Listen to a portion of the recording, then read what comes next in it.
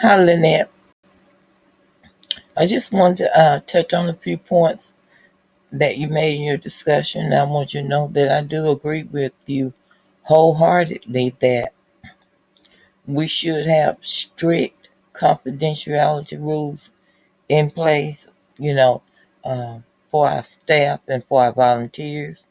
And also, I think we should report when there's any physical or sexual abuse, especially with our children. And I know we keep talking about our children, but um, I think those rules have to apply also uh, for adults as well.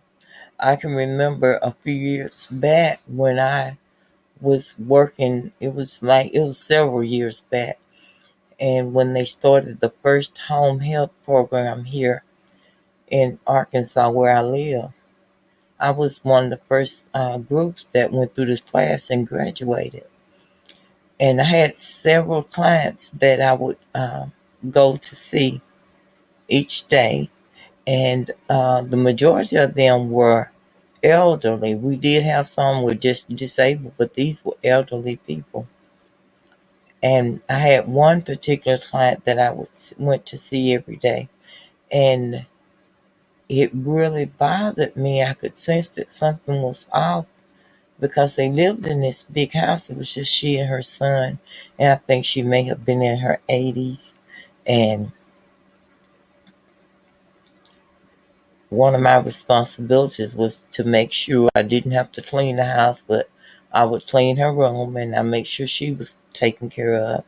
And I also had to make sure that she was eating or got fed or got her medicine, anything like that. And I worked with her, I guess, a little bit over a month, and something just still wasn't right. And her son would always greet me with a smile, and when I asked him about feeding her, he would say that he had already fed her, washed the dishes before I got there. And this lady seemed like she was just scared to say anything.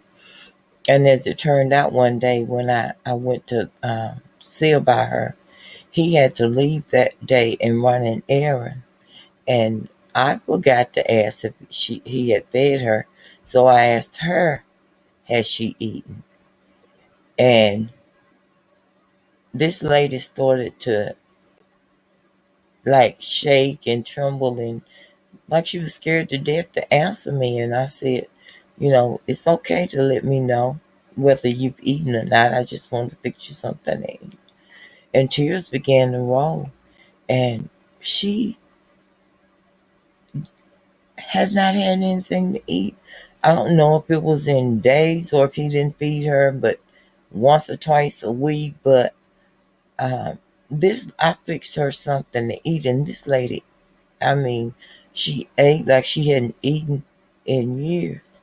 And she finally, she said to me, "My son doesn't feed me."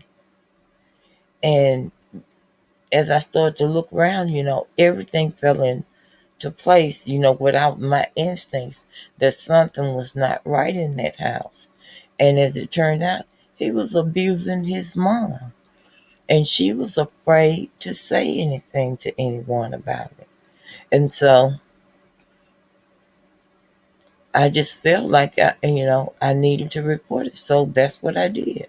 I went to my supervisor and I reported to her. I didn't tell anyone else because, we're bound to keep everything, by law, to keep everything confidential that goes on between us. But it was a case where I felt like I didn't have a choice because this lady needed someone to step in and help her. And as it turned out, she was being abused. Her son was there, but he pretty much was taking her check every month. And he wasn't feeding her and taking care of her like he should have.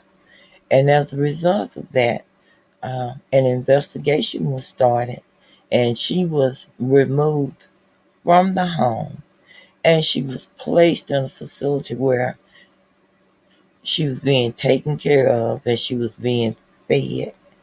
And as time went on, I lost track of them and I had other clients that I had to see about.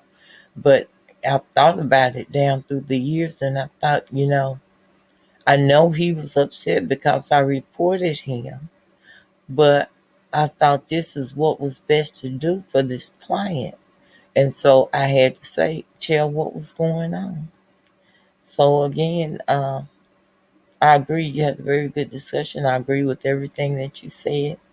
Just want to say God bless. Thanks.